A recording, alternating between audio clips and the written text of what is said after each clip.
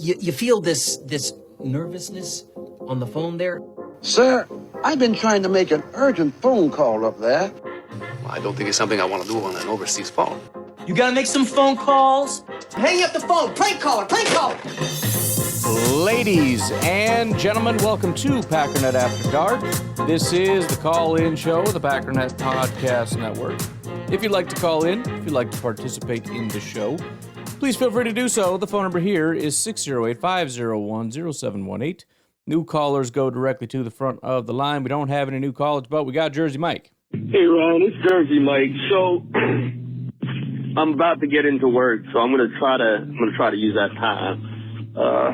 Give you a little sneak peek on where my mindset is at, because I think it's valuable, but of course, nobody in the Packers organization cares about what I think. Anyway, true. A while back when we lost to the Lions, I said that we needed to just act like animals because the league hated us and was gonna not call any penalties for us or whatever, blah blah blah blah blah. Well, I'm right back to that again. You know what? All I have seen from this Matt LaFleur team when it is trying to play clean football is that it can't play football. All right? And this is what my problem was with it in the first place. You've got a bunch of young guys out there, okay, who are trying to go out there and play football. They're superstars. They're athletes. They're ballers. The problem is when you start asking them to play mistake-free football, they're going to put, the bumpers up when they're bowling. And they know the bumpers are there. So if the bumpers are there, they're not going to try as hard because they know the bumpers are there, right? Okay? So here's the deal. What we need to do against Philly is just throw the damn play a clean game out the frickin' room. We don't need that clean game. We need ferocity and savageness. And if we're going to make mistakes, make them at 1,000,000 miles an hour. Just do it. You know what? I'm okay with Akbar, getting, the horse collar on Williams. That was kind of like a weak horse collar because the second he grabbed it, he let go and Williams flopped, but whatever. That's the kind of stuff I want to see. You know what? Because Williams could have taken off for 15. Who knows? I want to see the guys going out there and making mistakes at 1,000,000 miles an hour because I want them to play ball. I want them to be able to. But they're not. They're not currently. They're not going out there and playing ball right now. They haven't been showing that they're a great team. They haven't been showing that they want to show up and put on a game here. So what we got to do? Take the bumpers off. Tell them, look, if you're going to screw up, but make it look good. All right? We're going to have to rely on Romeo Doubs because Watson is down.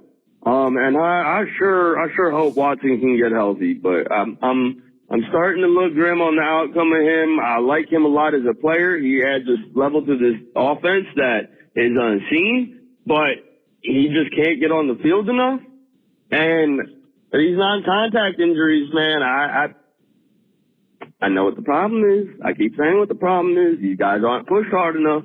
They're not exercising. You might be like, what the heck are you talking about? Look, training stabilizes joints and stuff like that. And it's really 3 minutes got him.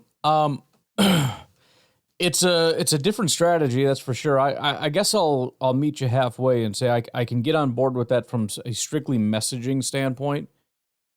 Not that I know or agree because I have no idea if it would work or not. But I get what you're saying insofar as we're talking about messaging. I'm assuming it's not. I want you to make mistakes. I want you to keep fumbling and horse collaring and getting penalties and everything else. But maybe, I'm just going to go ahead and put words in your mouth, maybe constantly harping on clean it up is causing the team to slow down and overthink and everything else as opposed to screw it. You guys, you're a mistake-prone bunch of young jag-offs, and you don't know what the hell you're doing, but screw it, just go out there and freaking play, and we'll deal with the repercussions. Maybe. Hey, Ryan, Jersey Mike again. It's really, really hard to, repair ligament damage. I was looking up the statistics on it, and they say like you can repair a ligament fully within a year with physical therapy and surgery and whatnot. But it says to physically not just grow, but to make it stronger, you need 3-4 years Okay? And the problem is that I see in the NFL is that these guys don't go through the rough off seasons that they used to. The two-a-days, the puke your brains out, the push. Well, the problem with that is you don't get that non-contact stuff out in the off season. You don't build up that strength, and then by the time the season comes around, it's weak. Right? It's not as strong as it could have been. We haven't done the work. Now, maybe I might be wrong. There might have been more injuries back then, but that also might be due to just the lack of medical care in general, or good quality medical care. But anyway, I don't need to keep going on about Watson. He's injured. That sucks. Josh Jacobs, he's healthy. He looks good. I'm happy about that. I'm happy about the running game. Jordan Love looked bad. He did not look good at all, and I think that's the whole, we need to push them to play more ball and stop putting these bumpers up. I like the first play we saw of Malik Willis throw to Tucker Kraft for basically almost a touchdown. Was that a touchdown? I don't think. No, Josh Jacobs ran for a touchdown. Anyway, that was like an earshot ball. That between two defenders, and that was a ball that that shouldn't really be thrown, but it was thrown well, and that's the plays that we need Love to make. Why is Willis going out there and making those kinds of plays when Love isn't? I'm telling you. He is hesitating a lot, which is one of my major critiques. He's not just, that early on, that deep shot to Watson. It was an out route, but it was just a deeper out route, right? Instead of, 5 yards or 10 yards or whatever, it was like 15, 20 yards. But it was the same freaking thing, and it was right there. And he saw it, he looked at it, and he's like, no, never mind. That was it. I mean, this is the NFL. We know this. Windows close really fast. You have a split second to make the right decision and to not think, but to just react. And if you hesitate and you go, I don't know about that, that's the difference between premier quarterbacks and whatever the heck the Bears come out with every year. Well, he's really good. Look at all these crazy plays. Yeah, but they hesitate. And that's why they're never going to be good. Maybe Caleb gets better at that. I'm just saying that was Justin Fields. Well, how could you say he's bad? Look at all the good. I understand that. But he can't pull the trigger. He can't read it fast enough, react fast enough, just pull the trigger and do it. Jordan always did that. He hasn't been doing that. And so I'll say that there's something to what you're saying. We need to, I don't know, maybe preach, screw it, which, the other problem is, the entire issue with Jordan early on was he was playing too loose and he's throwing a bunch of picks all over the place. It's like, bro, what the hell are you doing? Like, you need to knock it off. And that is seriously detrimental. I'm not saying I want to get back to that. But there's got to be some middle ground, because if the options are you throw ridiculous pick sixes or you just don't throw it and we're not a good football team, I don't know how we find that middle ground, but that's what we have to find, immediately. It's because of Matt LaFleur. You might argue all you want with me, but that is Matt LaFleur. I hope we can clean this up. I hope we can redeem what happened in Brazil. But you know what? At this point, I'm going to call this team a bunch of fakes. They are fakes. They are phonies. They are frauds. They are freaking awful. 1-5 in the division? You know what? That should be posted up in the locker room. 1-5 in the division. Everybody needs to see that damn number. We need to know how bad we are. I don't care about 11 and whatever the heck we are. We're 1-5, bro. We suck. Somebody needs to go out there and do better. Anyway, I'm going to let y'all go for the rest of the week. Let's see if anything changes. Come playoffs. Go Pack, go. Well, I do agree that needed to be a wake-up call down the stretch. I don't know why it happened. I don't know what's going on. I don't. Again, I'll say it 1,000 times. I don't know why Jordan Love is starting to panic, but it's a problem and it needs to be fixed. Maybe it's Jordan Love. Maybe it's the messaging about, playing a clean game. I have no idea what it is. I know who it is, but that's as far as I can go. All right, Daniel from California. This game is just brutal, right? You got the 1 foot in, 1 foot out mentality, and yeah. I didn't like it, right?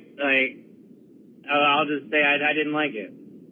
You got the plan to rest some of your guys, but go out there. It's either you go all in and you play Josh the full game, or you don't play him at all and you give up the game, right? But this is the worst outcome where you go and it's just like you're non-committed to anything. You're just dropping back, not doing anything flashy, just trying to show up and just it feels like the Vikings game, and it's just like I don't get it. Like just showing up, just trying to just see if they could just win doing basic stuff. And yeah, they had a couple of the little motion runs and a couple of the play action motion stuff, and they brought Jordan in the league for a play, but other than that, like the passing game just seems like so vanilla. It's not vanilla, right? That's how it feels when you're sitting there because all you see is the quarterback standing there and taking sacks or throwing the ball away. But we can't call it vanilla because we don't know what the routes are. The problem is that the passing game is not working. That is 100,000% the issue. And I've given you my thoughts after having watched it. You can go watch the video. Again, I put it on Patreon or Substack. Watch every single passing play and my reaction to it, and feel free to disagree with it. But one thing that I don't think we should disagree on is that the entire issue is the passing game. I don't have a problem with really any other phase of the game. I don't. Everything else is working. I just need frickin' Jordan Love to throw the ball to the right guy on time, please. I don't know if that's part of the plan, because what we've seen last year going into Dallas, LaFleur, and there's a lot of guys that do tape stuff like Brett Coleman. Basically, like Brett Coleman's like whole take on Matt LaFleur is he runs very basic stuff, but he lives a week ahead of everybody else. And for example, the Dallas game last year, where Romeo torches Gilmore and Man, where they run these deep overs in the middle, but he does a double move and he gets like a deep, third down catch, and it's just like they're unstoppable. So it's like, right now is Matt LaFleur falling behind, or are they just not? They're just trying to just run the basics and not do any of the extra stuff. Like, what the hell is it? Well, again, I don't know vanilla. I don't know this. What I care about for Matt LaFleur, get somebody open. That's what I want. I don't care if it's fancy or flashy. I don't care about route combinations. I don't care about bunches. I don't care about two-back sets. I don't care about all this crap. I don't give a crap. You can run one receiver, 10 receivers, 50 receivers. You can have tight ends and every other combination you want. I don't give a damn. I don't care if it's Malik or Watson or Dobbs. I don't care who it is. I don't care. Get somebody open. And the question I ask on every single play is somebody open? And what I've seen the last 2 weeks, with a couple exceptions, is that somebody is always open. Now, is that person open before the pressure gets there? Not necessarily. There's always nuance, and then it's also hard when, Jordan makes a quick decision and you can see somebody open after the fact, and it's like, well, would that, safety have carried with him, or is he just coming down because that's where the ball, it's not always the easiest thing to determine, but I've almost never, I think there was one play in this last game where I was like, there might not have been an option on that one. There were two in the last game, which was a full game. So we're talking about in 3 quarters, 3 times, or 3 halves. So once per half, there's about a play where you're like, yeah, there was nothing there. I don't have an issue with that rate. That's way above what I would have expected. I would have assumed, well, I mean, if the defense calls a good play, about 50% of the time, there's nowhere really to go with the ball. But I don't know. Again, feel free to disagree with that assessment. Because it's like, if you're just trying to just run basics and your guys aren't getting open and all this stuff, like I haven't watched any of it yet, but it just seems like it's like one foot in, one foot out, and you're not committed to anything. And that's the part I don't like. It's like, either go like to Minnesota and like empty, like go ahead and do new stuff, throw your kitchen sink at it and try to do that. Go into Chicago, like go try to get the 60s, right? Like, but it's just like, I don't know, scared mentality and not trying to get hurt or not trying to show too much. I don't like it. Well, I mean, I didn't like it either, and in hindsight, it's very easy to critique. Like, if you play the starters and someone gets hurt, you're a douchebag. If you don't play the starters and you lose, you're a coward and an idiot. Like, you can't win. So the strategy here seemed to be, we're going to put our guys out there because we want to win, but we certainly need to protect them. So, like with Christian Watson, we're not going to do anything crazy with Watson. We're going to make sure that he doesn't end up getting killed. It's a non-contact injury. Like, you've got to be freaking kidding me. Right? I mean, we specifically set out to make sure these guys don't get hurt, and he got hurt just walking forward. And also, I don't think Matt LaFleur anticipated the team playing so poorly. Like, we could easily beat the Bears with one hand tied behind our back. At least that's what it would have assumed, right? Their offense has not been able to produce anything forever. Punt return for a touchdown. Okay, didn't see that coming, but we're okay. Their offense still sucks. Fumble right by the goal line. Okay. Well, we gifted them 14 points. Let's see if we can bounce back. No pass game, no pass game, no pass game. We lose the quarterback. Oh, my Lord. Oh, my Lord, what is happening? I mean, I think the idea seems a lot more stupid after the fact than if we were all sitting in a meeting together saying we got three options. We play everybody at 100% and risk hurting them. We don't play anybody and risk losing, or we do kind of a halfway thing. We play our guys, but we take it easy. We have Rashawn and whoever our other guy is, that's the number 2 now, I don't even know, probably Van Ness. We make them the 3 and 4, and we make our 3 and 4 our 1 and 2, and we just kind of take it easy on these guys, but they're still going to play, and it should be more than enough to win. I don't know that I wouldn't have raised my hand for that plan. I understand, again, after the fact, saying either commit or don't. I understand that. It's, again, easy to say that after the fact. But if you're presenting me those three options, I don't know. I kind of like the middle option, especially since we can hit the gas if it's not working. The problem is, what if you're losing and guys are getting hurt? Now what do you do? Do you hit the gas because you're losing, or do you hit the brake because guys are starting to get hurt? I have no idea. I don't know what to do in this moment. It's not exactly how we expected it to go, I guess. All right, we'll take a break. We got a couple more. Daniel from California and a bunch of beer cheese Benny. We'll be right back. All right, I got the negativity out. Let's go. All right, Philly, they haven't had their quarterback in a couple weeks. Their passing is going to be sloppy. Our pass defense isn't playing that bad right now. Catan Oladapo played decent at safety. If we get either Zane or Evan Williams back and have Catan with one game under his belt as a backup, like, we could withstand injury there now. All right? Like, our defense, like, they gave up 200 yards against the Bears. Yes, they averaged 200 yards a game, but you hold the team to 200 yards. That's a good defense, okay? Our defense, we can stop the run. We can go into Philly. We got this, all right? Let's get the negativity out of there. Let's show it for our team, all right? We got the Arctic blast coming in. It's going to be like 15 degrees in Philly. All right, yeah, it's sometimes cold in Philly, but it's not like 15 to 20 degree cold. Probably is, I don't know, I'm just saying stuff, right? Ryan probably hates it right now, but I'm just saying stuff. But we got this. We got to have some positivity, all right? Everybody's going to be negative. We have an opportunity. We have the defense to go into Philly and keep that game low scoring. I don't know about the offense, but I know about the running game. We can go in there and run, all right? I don't care about Jordan Davis and Jalen Carter, all right?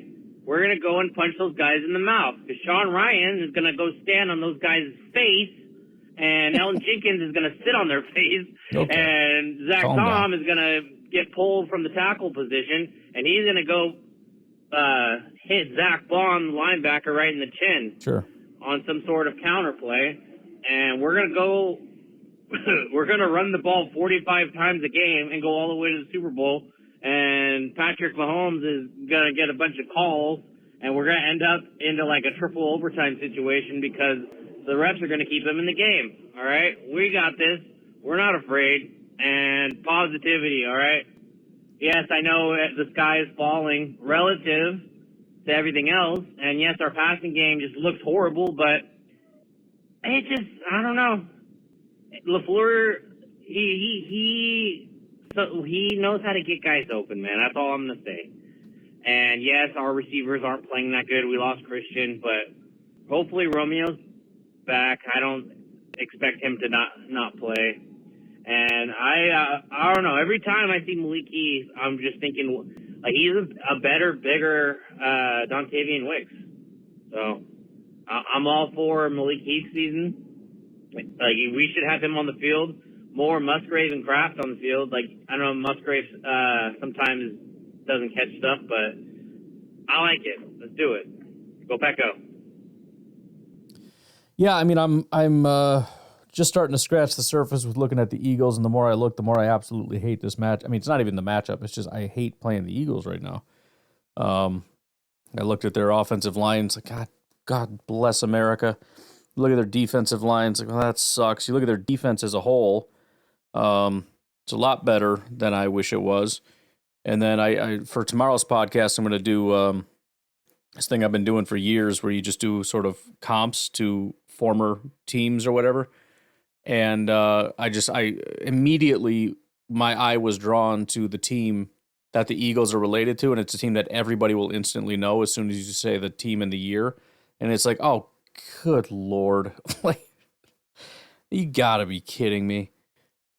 But, you know, it is what it is. Everything will be all right. Just got to go play, man. And again, we need the offense because this is I think via DVOA, weighted DVOA. I think this is kind of by far the best defense in football right now, and I don't think it's super close. So there cannot be this like, well, we made a couple mistakes, and well, fumbles, and well, turnovers, and well, drops, and well, this, and well, that. Like, that's not going to work. I'm sorry to tell you. Like, that will never work in this game. Hey, all right, it's my last call. I know I called twice already, but I don't get what they have against Malik Heath, because I know Tim loves Malik Heath, right? Like a lot of these guys, when like they say glowing things about Malik Heath, why is this guy not on the field? Like, am I missing something? Well, I mean, look, I think we do this all the time. We did this with Geronimo Allison. We did it with Alan Lazard. We do it with all these guys that come out and make like a catch, like a cool catch. And then we just turn them into gods. I don't think it's as big of a deal as we're making it out to be. We're in a situation where guys are struggling to make catches, and we haven't seen him drop passes, which is great. He also doesn't get a lot of passes, so there's that. But no, it is nice to see the heart. It's nice to see him come out and dig those out, and we've had those guys forever. These guys that they're not great at anything, but they're good at just kind of digging out those tough ones. They'll get that third down conversion for you once in a while. But I don't want to consistently over dramatize how amazing he is. All he's doing is making relatively basic catches, and he made one in this last game, if I'm not mistaken. And the other one he didn't make again, because rather than attacking the football, he drifted away from it, which caused the pass to be broken up. And the other point that I made in the podcast, if you didn't hear it, is I watched and I saw tons of guys open, and never was it Malik. Now, again, maybe that's because they're not putting him in that position, but why would you? He's not going to be fast enough, strong enough, whatever it takes. He doesn't have the attributes to make it the best option. So, yeah, I believe he has a lower drop rate. I don't know if he has any drops this year or not, which is cool. Fitzpatrick, Sims, Musgrave, Heath, Wilson, Bo Melton, and Josh Jacobs all have 0 drops so far this season, which is nice. And I have nothing against Malik Heath. I don't want to turn him into some kind of a superstar wide receiver, because he's absolutely not that. I think he's got a fine role of the other thing is he's out there. I mean, if we look at the amount of routes he ran, the number one was Tucker Kraft. As far as the receivers, it was Wicks, and then Reed, and then Heath. Obviously there's injuries and everything else, but he had 4 less routes run, and he was on the field 3 less times than Jaden Reed.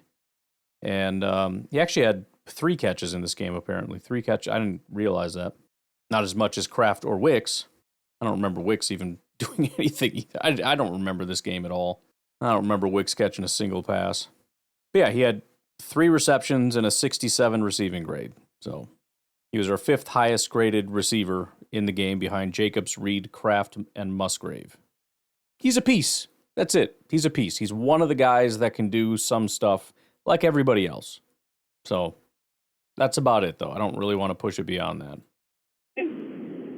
Like, you rush Christian out there, and every time this guy gets a chance, like, he makes plays. Like, I've never seen this guy drop a ball.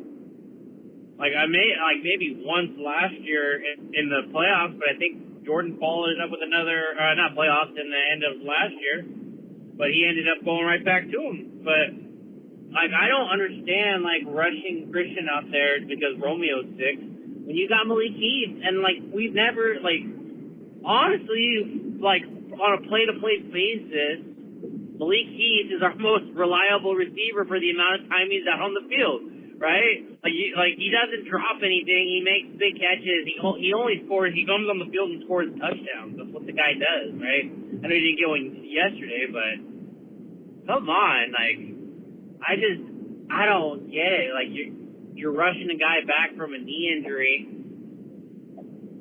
because you're low on receiver, but then the guy that's probably your most consistent receiver that just never gets on the field, like, just give the guy a shot. It's a game that means nothing. Why are you going to rush your knee-injured brittle guy out on the field? It just doesn't make any sense. So, I don't know. Well, and again, we use the term rushed as though it was, I mean, what's rushed? If he's fully medically cleared and he has no issues, again, I don't know the situation. I have no idea what Matt LaFleur is being told. The medical staff are the ones that are making the determinations on whether he's healthy enough to play.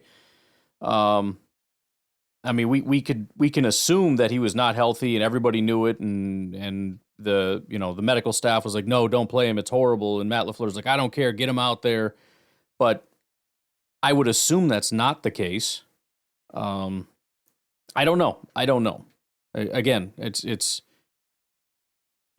if we're gonna play our guys to win, then I guess we got to play our guys. Like, anybody could have got hurt. It's not like he hurt the same knee; he hurt a different knee. So I don't know. We can be upset about the result, but I don't know. It's the way it goes. If you play your guys, they're going to get hurt, and I don't think Malik is necessarily a top tier receiver. I think he's in that sort of. I mean, Lazard went on to do some slightly better stuff, but I kind of put him in the same category. I can't think of too many others off the top of my head, but Geronimo comes to mind. Jake Kumaro, pretty similar to that. We all like Kumaro. He was pretty good. He did some stuff. Richard Rodgers, I know he's a tight end, but I think he's a great example of a similar type of guy. Very forgettable, and then all of a sudden he pops up and makes some great third down reception to save your game, and it's like, I love that freaking guy. But whatever, man. The freaking game's very, very over at this point. Hey, Ryan. Good morning.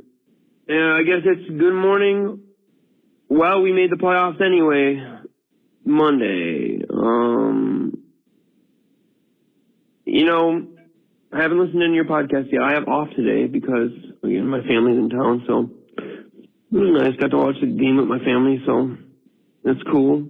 Always appreciate when I get to watch with other Packer fans because I don't get to a lot just being here in South Carolina, so it was cool. It was good. And, now I just don't know, man. How does Halfley have our guys in prevent defense? It was more than prevent. Because Bullard was like 10 yards off of the field goal range line. I don't understand why they don't just play normal and then blitz the linebackers. Because we know Caleb Williams can't do it. He's terrible. He can't do it. He would hold the ball too long. This is exactly what would have happened if we played normal. He would have held the ball too long, and then he was like, I only have a pass here. Let's just throw to freaking the running back, Swift or whoever, for a little screen pass. And then it would have been over, man. And then also, what the hell was LaFleur thinking? What a freaking idiot. Why would you not call the timeout? Or why would you call the timeout, rather, when McManus was hitting the field goal? Like, you got to let the time come down. And then if anything, then the Bears have to call their last timeout. It's total negligence, man. And I get, we didn't have, all our starters, but you have to think now, is this becoming a serious problem, or are we just, screwing around? Were we just screwing around the last 2 weeks? Because, again, I know this team is so much better than this, man. It just can't be like this. There's no freaking way, man. So, I don't know, man. And Love really is just, he is what he is, man. He's not Rodgers, he's not Favre, he's his own kind of thing, and things have to be figured out for him. And I don't know, man. Maybe next week will be all different, man. Because Hurts might not play, but Saquon might kill us. But again, we almost beat them last time, or the first game, and I think we're so much better than that first game. Maybe. I think we can beat them. Packers by 4. Haha, go Packers. Again, it always takes that sharp turn at the end there where it's like, okay, here's what we're talking about, and then now I got a curveball. Wait, okay, so now we're gonna, okay, yeah, we're gonna win. Yeah, what was the whole thing before? I don't remember. I don't know, but yeah, I don't know. I can't explain the last 2 weeks. I just can't. I don't know, and I don't know what's gonna show up, and people are going to be pessimistic and say they do know what's going to show up, and it's going to be this horrible, terrible thing. We're going to get, okay, I don't care. Whatever. You're welcome to have your coping mechanism, but I don't need to hear it. I don't know. Like I said, I think DVOA is a pretty solid thing to look at right now because, like I said, you've got a couple different things. You've got a pool of data prior to these 2 weeks, which was positive, and it was a larger sample size, but it was older. And now we have a smaller sample size data set that's bad, and it's more recent. Well, that's all gets factored into the whole DVOA thing, and they did take a big jump down, but it also is not a panic. It's not just looking at the last 2 weeks, pretending everything before that didn't exist, and now they're just the worst team in football. They are now down to whatever, I don't know where, below several teams, and we'll just see how it goes. But, even that is...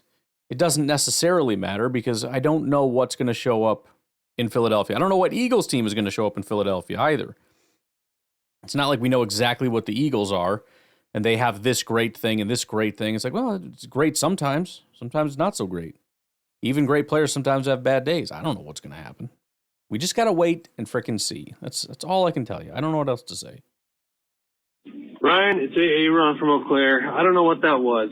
That was the morning after the Bears game. I simply don't know what that was. It has a general appearance of a football game. They said it was a football game on the announcement. And then I started watching it, and I was like, I don't think this is really a football game. So I don't understand what this is. But at times, I kind of thought it might be a football game. But it just didn't. I don't know. It was strange. Maybe a preseason football game. Yeah, I don't know. I guess the Packers' identity this year is sloppy play mixed in with enough moments of brilliance to win and stay in every game. That's about all I can really say. And then decent defense, I would say. That's the regular season 2024 Packers identity, in my opinion, is they are sloppy play with enough moments of brilliance to win or stay in every game. And hopefully they can take advantage of the playoffs and change, fix enough things, or just maybe they just need a new leaf, or maybe they just go 1 and done in the playoffs, or 2 and done in the playoffs. Either way, in a lot of ways, this year has been, an improvement on last year. Got They a played defense. more consistently throughout the year than The defense, the rushing attack, I think that's better, and that's a good thing. And that's something to build on. I don't want to act like we're dead, but just kind of going along with what you're saying. This looks like a pretty rough year. I will agree in general. I do think the mistakes seriously declined after the bye. But in general, this year has been shockingly mistake prone. I mean, early in the season with the penalties and the picks and the drops, it was like, what is happening? And then the penalties and the picks and the drops all went down after the bye.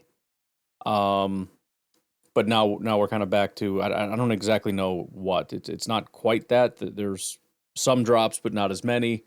There's not as many penalties, although there still are some. I don't know. But if I had to guess, if there was a way to kind of gauge it, which I'm sure there is, penalties and just pick the metrics and go see. This feels like one of the sloppier years for whatever reason, and that's the one thing you really don't want in the playoffs. You want clean play. Sorry, Jersey Mike, but you really want mistake-free football if you can do it. Come on now. they did last year. Last year was like basically half of the year they could barely get anything together. Then half of the year they were incredible. This year it was like that, but just every game had its ups and downs like that. So now they're doing it within every game instead of with half of a season. So hopefully next year it'll be like each quarter has half sloppy, half good play. No, I hope not. I hope it's better than that. But I don't know. I guess we'll see what happens. But yeah, yesterday, I'm just gonna forget it ever happened. To be honest, the Packers are now 1-5 in their own division with 11 wins or 12 wins. Insane. Yeah, and that goes to again, as much as it's not fun to admit it to a large degree goes to the quality of the NFC North. I mean, the Packers have never since the dawn of Aaron Rodgers, they have not beaten a 14-win team. They just haven't done it. Most of it is because of a lack of opportunity, but it, again, really goes to show how unbelievably rare it is to even come across a 14-win team in a season. And then when you do to actually beat them, we saw that 5 times this season and only had 1 loss outside of those 14 wins. So we played and almost all of our losses came against teams that most teams never have to see in a season. That's the more positive way to look at it. I don't know what the hell happened in the Bears game. I don't. But that is the reality. The negative side of that positive spin is that it's nothing but 14-win teams from here on out. You got Minnesota, you got Philly, you got Detroit. So, you're going to have to win those. But just from the standpoint of like how much this year just freaking sucks. I mean, it just absolutely sucks. All right, let's... I'm skipping ahead a little bit just because I want to make sure we're not falling too far behind, and there's a lot of like 2, 3, 4, 5 calls in a row thing. And if you call back more than once, just assume there's a chance that you're going to have your call missed. We'll do one more here from Kyle, and then we'll take a break. What's up, Ryan? What's up? Kyle from Madison. It is Monday. I wasn't really sure when I went to bed, but the sun did in fact rise, so that is good. Crazy. I see you've dropped a couple pods here. I'm going to dig into them in a moment. Atta boy. But all night I've just been laying in bed and just thinking about basically about 2 things I think that are just going to decide whether or not we're going to Philly or not. And that's it, or we're going to go on. The first one is the offense, the passing offense in particular. It's such a mess right now, and I was trying to figure out why. I'm just staring at my ceiling all night. Like, what the heck? And the conclusion I've come to is it's a little more complicated than one reason, but the combination of issues that I've come to is, one, we have a quarterback whose bugaboo has been accuracy his whole career, but we've seen him be very, very accurate in stretches. He's not in one of those stretches, so that's an issue. And 2, it really does feel like, you've talked about how when you look at the turnover-worthy plays that Love had, like he had been kind of unjustly punished in the form of interceptions this year based on how many balls he put in danger. It does feel a bit like that they have almost coached the gunslinger out of him. You know what I mean? Like we're not doing anything in the middle of the field. Everything's on the sidelines. Everything's difficult. Just the aversion to risk just seems to be taking the explosiveness away from him. And then the third thing is, well, and again, that's people have been saying that, and I feel like we're just kind of saying things.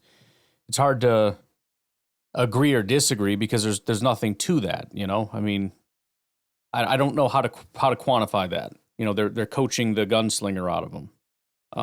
We'd have to look and see the percentage of his passes that are deep passes, and I don't think it's decreased. And again, it's hard to know. Is it coaching? Is it himself? Is he, it could just be a lack of confidence. He could, it could be that he got injured and he's scared now. I mean, I think that's what happens to a lot of older guys like Rodgers. They don't like taking hits. And who knows, maybe getting your knee jacked up has kind of got him a little jumpy. I mean, again, we can come up with whatever random reason we want for the things that are happening. And yeah, it could be the coaches saying, don't make mistakes that are scaring him. I don't know. But yeah, I don't know. I don't know how we figure out exactly why the bad things are happening, but I know that they're happening. But I think LaFleur is in two minds and not sure what to do. Like, I feel like he'd like to probably get Love some small completions where you supplement the run game with short passing and get your quarterback in a groove. We used to do that with Favre a lot. On the other hand, Jacobs is the straw that stirs the drink. But the problem is you end up coming on these like 8-9, play drives where you're running almost every play. And then suddenly you ask your quarterback to throw cold, and he's just not able to do that right now. And so that is tricky. I don't know. I feel like that's just kind of a thing. That's just kind of I guess a random speculation. I mean, we started the game throwing this past one. The first play was a nice, easy, like, let's get our quarterback. I mean, even when I went through it, and you're calling in before I went through it, but it was, here's a nice, easy pass to kind of get you warmed up. Okay, good. Let's try to run the offense now, and he can't do it. Okay, let's run a screen to see if we can kind of get him, again, let's get him warmed up a little bit. There's your screen. Okay, you ready? You ready? Here we go. Throw. And he's not doing. So there's no getting him ever going. He's never in a rhythm. I mean, how do we get this guy in a rhythm? I don't know what we're supposed to do. I mean, it's either we give him these quick, easy passes, or we run, or he can't do it. What are we supposed to do about that? I don't know. I don't have an answer for that, but I think at this point, you'd rather take the bad, but also the explosiveness, with Love right now. I mean, he just is not explosive right now. The problem is when he tries to do explosive things, he's terrible. How is his downfield accuracy looking right now? It's awful. I don't want explosiveness. I want you to make good decisions. The problem, I mean, the exact opposite problem was the case in the last 2 weeks. 2 weeks ago, he wanted to take every shot downfield and everything was open underneath. And he kept throwing the ball downfield over and over and over. It was terrible. It was inaccurate. It was stupid. And there were a ton of options underneath. I don't want explosiveness in that situation. I want you to throw the frickin' open guy. And the next week is the same thing. From my perspective, I want you to throw to the open guy. In this case, it would be more explosive because the guys are open down the field, except in this game, he's like, nah, I'm going to do the checkdowns. It's like, why are you doing that? The guy out there is open. It's like, I don't know, I'm scared I'm going to throw a check down. I don't give a crap about whether it's explosive. I don't care if it's dink and dunk. I don't care what you want to call it. I don't care if it's vanilla or flashy or this or that. I don't give a good GD about any of it. I don't care. Somebody is open. Look at him and throw the freaking ball to him. This is not complicated. Jeez. He's just way too safe. And if we have any chance on offense, I think we got to unleash him a little bit. And again, we have this act where it's like we're holding him back. Like he just wants to be unleashed to go make amazing plays. Nobody's holding him back. Nobody is telling him. I mean, why are we even running those routes if he's not allowed to throw them? I mean, we call a play. He has the ability to throw any one of those passes he wants. He's the one making every single decision that he's making. It's all on him. I don't like this language of like acting as though he's the victim in this situation. He's the superhero that is this elite magical power that is going to save us all, if not for these terrible, horrible coaches that are holding him back. It's like, nobody's holding him back. He's not under pressure. His guys are always open. He has full latitude to change plays and to throw to any single person on the field he wants. Just frickin' do it. That's it. Works or what happens there or how they do that, I have no idea. And the second thing, I'm going to call back. All right, we'll take a break and then we'll do part 2. I would skip him, but he said we're going to call back, so I guess that's kind of a trick that'll work for now. We'll be right back.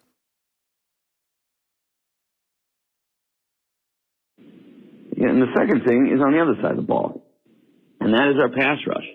There isn't one. There just isn't. I mean, you play against an offensive line yesterday that's terrible. Not only are they terrible, they're missing a bunch of people. They have even more terrible, they're worse. And you're able to generate, I guess I thought they got one, didn't they? I don't know. They got one maybe, and Cooper almost got one. He got a little excited there, but you got a terrible offensive line with awful replacement players in, a quarterback who holds on to the ball way too long and takes tons of sacks, and he didn't yesterday. To me, that's a huge, huge, huge problem, especially because the Philadelphia offensive line is like exponentially better than the Chicago offensive line. And granted, you're probably going to be seeing a quarterback who's thrown, less than half a dozen balls in a month. You've got to contain him. I thought they did a pretty good job the first time they played, but you've got to contain him. You got to have disciplined rush lanes. You got to get pressure on him or we're not going to win. And, also I think Philadelphia, look, if there's a path forward here, it is that you hope Philadelphia comes out a little rusty and that you start fast. Unfortunately, that's not what we've been doing. So we're going to have to do an awful lot of things, not how we've been doing them, right? We are going to have to do to Philadelphia what people have done to us. We are going to have to jump on them. And while they're kind of trying to get their bearings, we need to get, 14, 17 points in the bank. We cannot be screwing around here. If you got to run frickin' Jacobs every freaking play, I don't care. But you got to get points. So, yes. Yeah, I mean, you have to be a different team. I mean, just flat out. Like everything you're doing right now is terrible. And if you come out flat, like for 4 quarters, like you've done for the last 8-ish, then it's over. Yes, I mean, you got to start fast. You got to, I mean, just all of it, everything that you've been doing, do it different would be great. So, just a thought. Today, that offensive performance was whatever. They were doing nothing. I mean, look at the Willis. He comes in, or love out wide play tells you everything you need to know about LaFleur's intention for showing any kind of useful plays to his opponents yesterday. But still, even going before that game, since the Saints game, the offense, it's just not been good. We've got to be able to get things working in the middle. We got to get those slants going. We have got to bury the reverse dead. Anyway, all right, buddy. Go Pack Go. I don't know. I'd love to understand that whole reverse thing. I mean, Matt LaFleur loves it. It used to have a lot of success. There has to be something that somebody is seeing upstairs and saying, they're doing that thing again. Now would be the right time to call it. And I don't know if it's like they're being baited into it, where the defensive coordinators are like, if we attack, then, then we need to be ready. And then, and they're calling it at the right time. Or I know in this last play, it was just terrible blocking. I shouldn't say just terrible blocking. There was a terrible block. I can't promise that he would have gotten a first down either way. But, I mean, what is the thought process on that? Because it's not true that it doesn't ever work, but it is true that it really has got a bad hit rate recently. And by recently, I mean year and a half. I don't know. I understand the idea of like doing it once in a while to keep them honest, because I mean it doesn't do any good to constantly have that motion if they know you're never going to give it to them. I don't know that fourth down is the best time to do it though, unless the idea is they're not going to expect us to do it on fourth down for obvious reasons. I don't know, man. I don't know.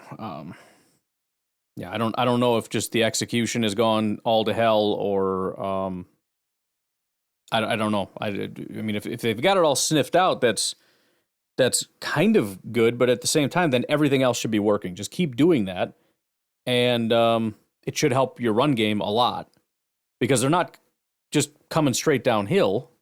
They can't be. Otherwise, why wouldn't the end around work? I don't know. I don't freaking know. I don't know. Hey, Ron, what do you got going on, man? Ryan, Ron from Eau Claire again. This is going to sound really stupid, and like I'm trying to make myself feel better for the loss yesterday, but all right, I promise you, it's not. It's not.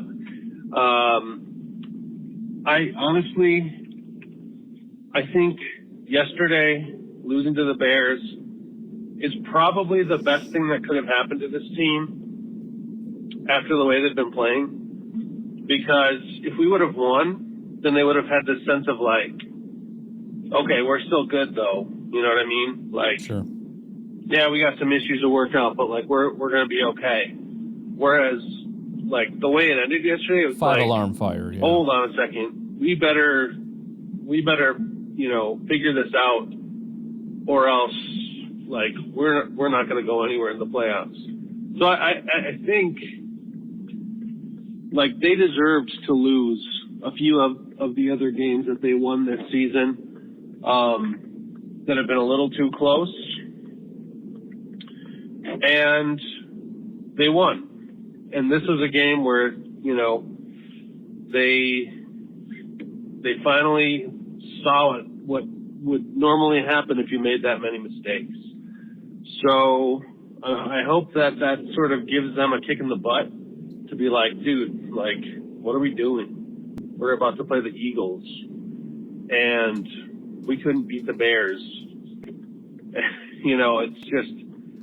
It's outrageous. But it was so funny because when they started the game, all the announcers were talking about was like, yeah, Matt LaFleur just wanted them to play a good, clean game, no mistakes, all this stuff. And then it's like it just couldn't have been funnier to have them say that before that garbage of a game. It's almost like the more they try to play a clean game, the worse they play. I wonder if it's just like, all right, just go play. Just go play. Don't think so hard. I wonder if they would do better just doing it that way. I don't know at this point. But yeah, I don't know. The Christian Watson's definitely out. Zaire is out.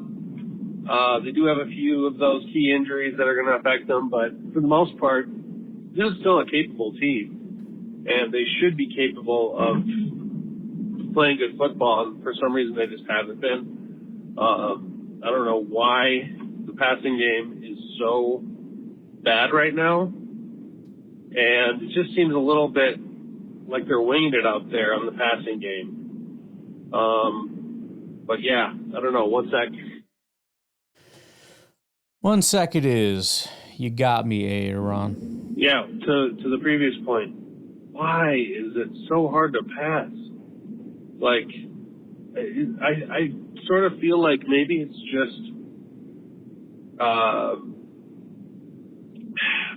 just feeling like we need to go beyond the basic passing game. Feeling like we need to do more fancy stuff to be a good offense.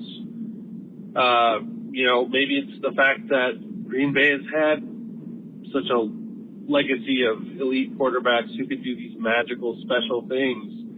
And now the expectation is, well, at some point you're going to have to be able to do those special magical things. And so then maybe Jordan's trying to do that or play that way.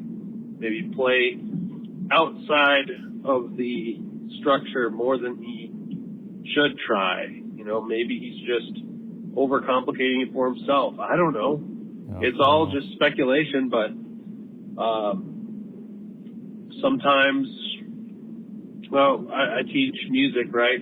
Sometimes my students overcomplicate things for themselves. Sure. And if they were to just slow it down and do the simple things and do the simple things right, they would get better so much faster.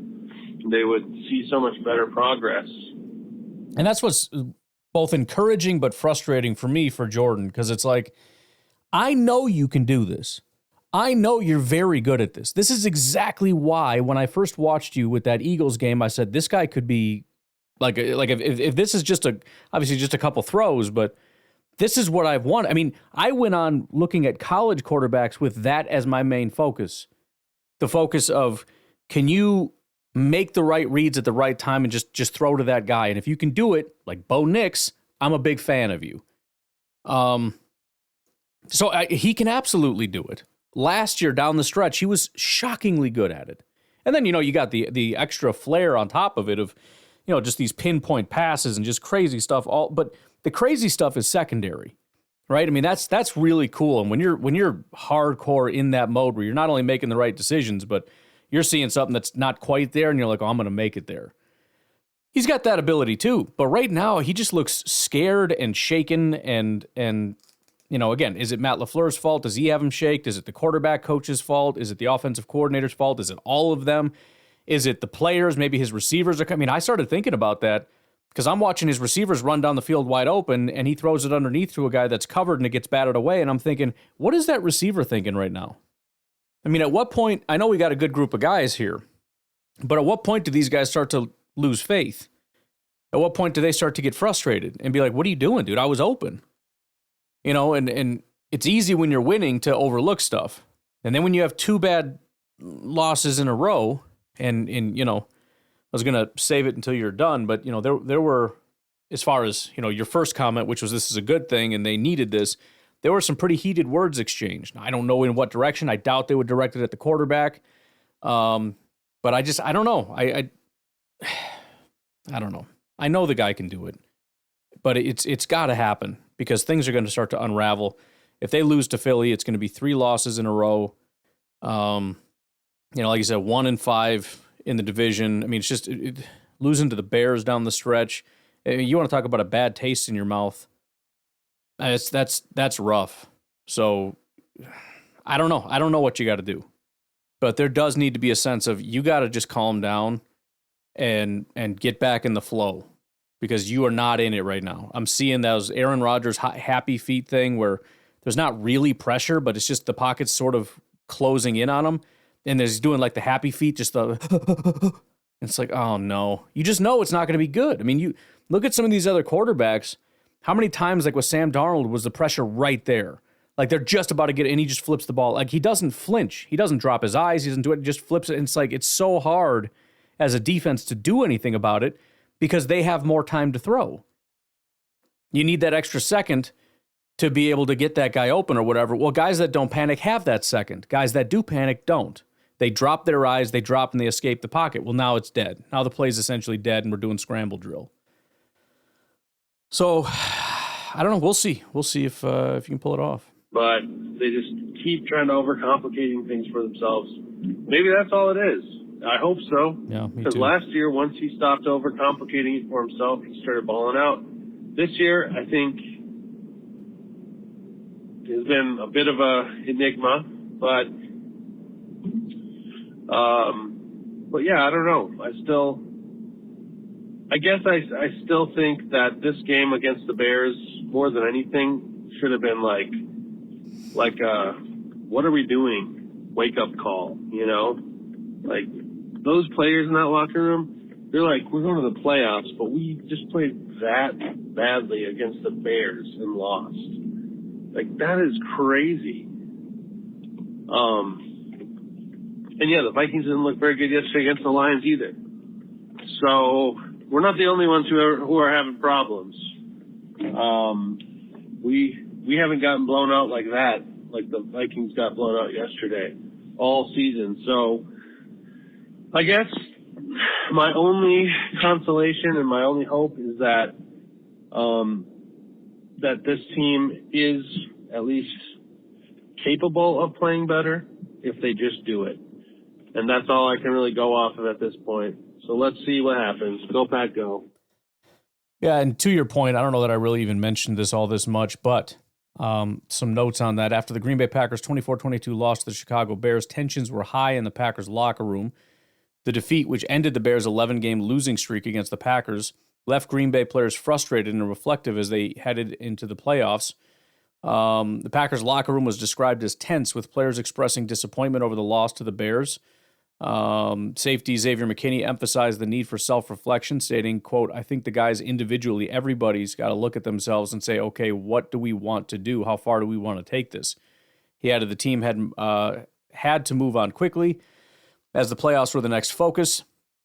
Head coach Matt LaFleur mentioned that the players had some strong words in the locker room after the game, though he did not elaborate on the specifics. Tight end Tucker Kraft noted that the team was trying to stay united despite the disappointing loss. That's a heck of a comment.